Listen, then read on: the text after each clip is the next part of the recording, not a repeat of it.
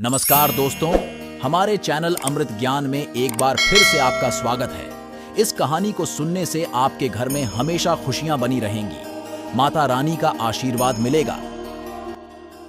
कथा को कृपा आखिर तक जरूर सुने, माता रानी की बड़ी कृपा के बाद मिलेगी। अगर आपने अभी तक हमारे चैनल को सब्सक्राइब नहीं किया है तो सब्सक्राइब कर लीजिए। चलिए वीडियो को शुरू करें। नवरात्रि व्रत कथा के अनुसार एक समय बृहस्पति जी ने ब्रह्मा जी के समक्ष चैत्र व आश्विन मास के शुक्ल पक्ष में पड़ने वाले नवरात्र का महत्व जानने की इच्छा जताई। इन्होंने कहा, इस व्रत का क्या फल है, इसे किस प्रकार किया जाता है, सबसे पहले इस व्रत को किसने किया, ये सब विस्तार से कहिए। बृहस्पति जी के प्रश्नों का जवाब देते हुए ब्रह्मा जी ने कहा, हे बृहस्पति, प्राणियों के हित की इच्छा से तुमने बहुत अच्छा प्रश्न किया है।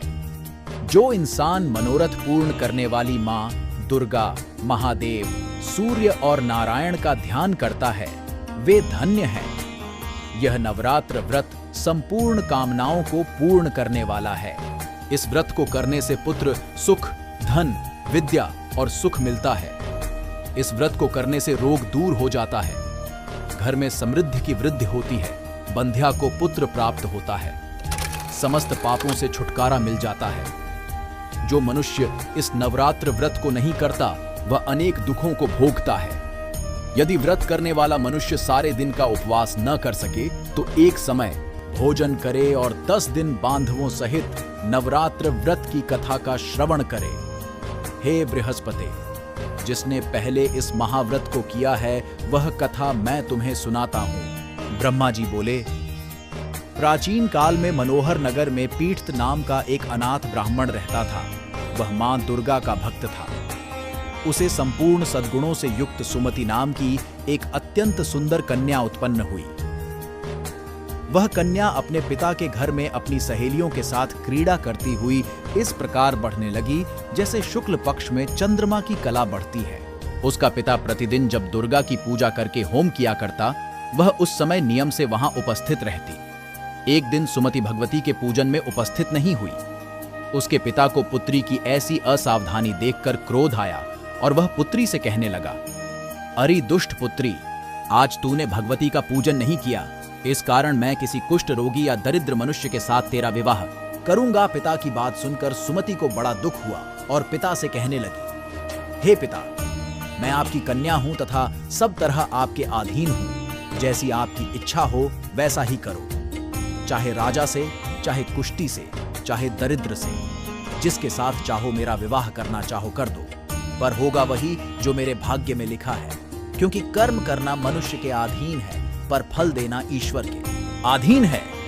कन्या के निर्भयता से कहे हुए वचन सुन उस ब्राह्मण ने क्रोधित हो अपनी कन्या का विवाह एक कुष्टी के साथ कर दिया और अत्यंत क्रोधित हो पुत्री से कहने लगा, हे पुत्री, अपने कर्म का फल भोगो, देखें भाग्य के भरोसे रहकर क्या करती हो। पिता के ऐसे कटु वचनों को सुन सुमति मन में विचार करने लगी, अहो, मेरा बड़ा दुर्भाग्य है जिससे मुझे ऐसा पति मिला। इस तरह अपने दुख का विचार करती हुई वह कन्या अपने पति के साथ वन में चली गई और डरावने कुशायुक्त उस निर्जन वन में उन्होंने वह रात बड़े कष्ट से व्यतीत की। उस गरीब बालिका की ऐसी दशा देख देवी भगवती ने पूर्व पुण्य के प्रभाव से प्रकट हो सुमति से कहा, हे दीन ब्राह्मणी, मैं तुझसे प्रसन्न हूं, तुम जो चाहो सो वरदान मांग सकती हो। भगवती दुर्गा का यह वचन सुन ब्राह्मणी ने कहा, आप कौन हैं, वह सब मुझसे कहो। ब्राह्मणी का ऐसा वचन सुन देवी ने कहा कि मैं आदि शक्ति भगवती हूं और मैं ही ब्रह्म विद्या व सरस्वती हूं। प्रसन्न होने पर मैं प्राणियों का दुख दूर कर उनको सुख प्रदान करती हूं। हे ब्राह्मणी, मैं तुझ पर तेरे पूर्व जन्म के पुण्य के प्रभाव से प्रसन्न हूं, सरस्वती हूं।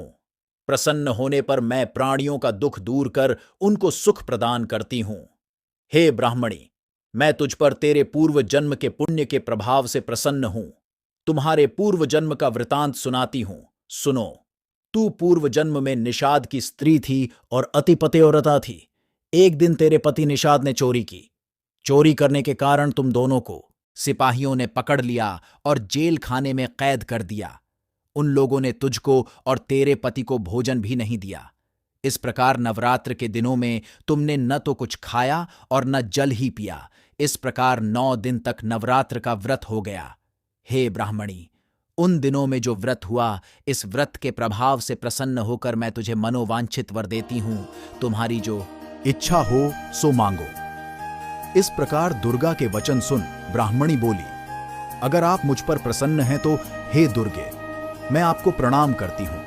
कृपा करके मेरे पति का कोढ़ दूर करो। देवी ने कहा, उन दिनों तुमने जो व्रत किया था, उस व्रत का 1 दिन का पुण्य पति का कोढ़ दूर करने के लिए अर्पित करो। उस पुण्य के प्रभाव से तेरा पति ठीक हो जाएगा। इस प्रकार देवी के वचन सुन वह ब्राह्मणी प्रसन्न हुई और पति को निरोग करने की इच्छा से जब उसने तथास्तु, ठीक है, ऐसा वचन कहा, तब उसके पति का शरीर भगवती दुर्गा की कृपा से कुष्ठ रोग से रहित हो गया। वह ब्राह्मणी पति को देख देवी की स्तुति करने लगी।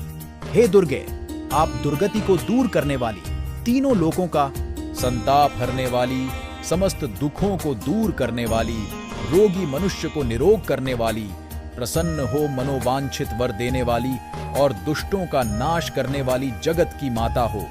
हे अम्बे, मुंह निरपराध अबला को मेरे पिता ने कुष्ठी मनुष्य के साथ विवाह कर घर से निकाल दिया। पिता से तिरस्कृत निर्जन वन में विचर रही हूं। आपने मेरा इस विपदा से उद्धार किया है।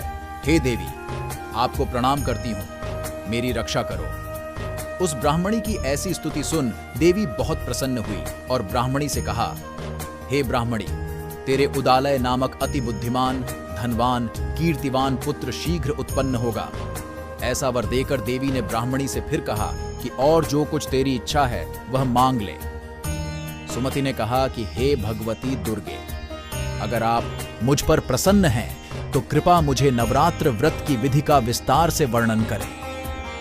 ब्राह्मणी के वचन सुन मां दुर्गा ने कहा, हे ब्राह्मणी, मैं तुम्हें संपूर्ण पापों को दूर करने वाले नवरात्र व्रत की विधि बतलाती हूं। चैत्र मास के शुक्ल पक्ष की प्रतिपदा से लेकर 9 दिन तक व्रत करें।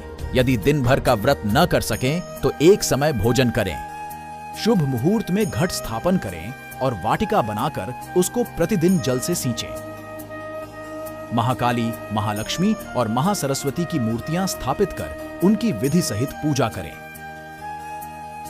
बिजौरा के फल से अर्घ्य देने से रूप की प्राप्ति होती है। जायफल से अर्घ्य देने पर कीर्ति, दाख से कार्य की सिद्धि होती है। आंवले से सुख की प्राप्ति और केले से अर्घ्य देने से आभूषणों की प्राप्ति होती है। इस प्रकार पुष्पों व फलों से अर्घ्य देकर व्रत समाप्त होने पर 9वें दिन विधि विधान हवन करें। खांड, घी, गेहूं, शहद, जौ, तिल, बिल्व, बेल, नारियल, दाख और कदम्ब जैसी विभिन्न सामग्रियों से हवन करें। आंवले से कीर्ति की और केले से पुत्र की, कमल से राज सम्मान की और दाखों से संपदा की प्राप्ति होती है। खांड, घी, नारियल, शहद, जौ और तिल तथा फलों से होम करने से मनोवांछित वस्तु की प्राप्ति होती है। व्रत करने वाला मनुष्य इस विधि विधान से होम कर आचार्य को अत्यंत नम्रता के साथ प्रणाम करे और यज्ञ की सिद्धि के लिए उसे दक्षिणा दे। इस प्रकार बताई हुई विधि के अनुसार जो व्यक्ति व्रत करता है उसके सब मनोरथ सिद्ध होते हैं। इसमें तनिक भी संदेह नहीं है। इन 9 दिनों में जो कुछ दान आदि दिया जाता है उसका करोड़ों गुना फल मिलता है। इस नवरात्र व्रत करने से अश्वमेध यज्ञ का फल मिलता है। हे ब्राह्मणी, इस संपूर्ण कामनाओं को पूर्ण करने वाले उत्तम व्रत को तीर्थ, मंदिर अथवा घर में विधि के अनुसार करें। ब्रह्मा जी बोले, बृहस्पति जी से बोले, इस प्रकार ब्राह्मणी को नवरात्रि व्रत विधि बताकर देवी अर्त ध्यान हो गई। अतः जो मनुष्य या स्त्री इस व्रत को भक्तिपूर्वक करता है वह इस लोक में सुख प्राप्त कर अंत में मोक्ष की प्राप्ति करता है। ब्रह्मा जी बृहस्पति जी से कहते हैं कि यह इस दुर्लभ व्रत का महात्म्य है जो मैंने तुम्हें बताया है। ऐसा सुन बृहस्पति जी आनंद से प्रफुल्लित हो गए और कहने लगे कि हे ब्राह्मण, आपने मुझ पर अति कृपा की जो मुझे इस व्रत का महत्व सुनाया। ब्रह्मा जी बोले कि हे बृहस्पति, यह देवी भगवती संपूर्ण लोकों का पालन करने वाली है। इस महादेवी के प्रभाव को कौन जान सकता है? बोलो, देवी भगवती की जय।